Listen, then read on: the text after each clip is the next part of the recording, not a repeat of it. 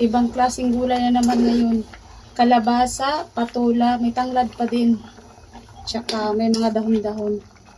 Inuna ko yan bago ko ilagay ang isda. Baka madurog. Kaya naman natin ng okra.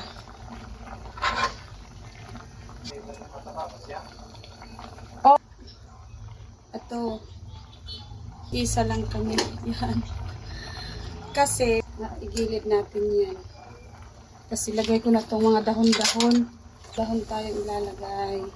Tapos yung timpla ko nito, asin lang. Nilagyan ko na yung asin kanina. Sarap na yan.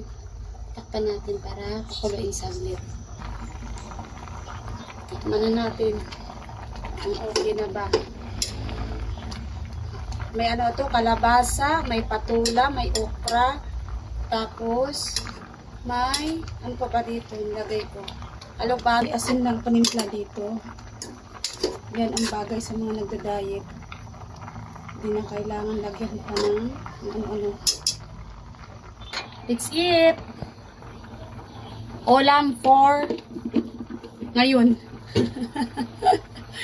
Yan yung ulam. Ay, ulam. Ulam talaga na walang kanin. Hindi na magkakanin. Naku.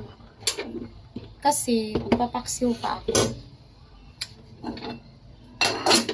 Kailangan pang magpaksiw. May kanin pa. May ano kasi,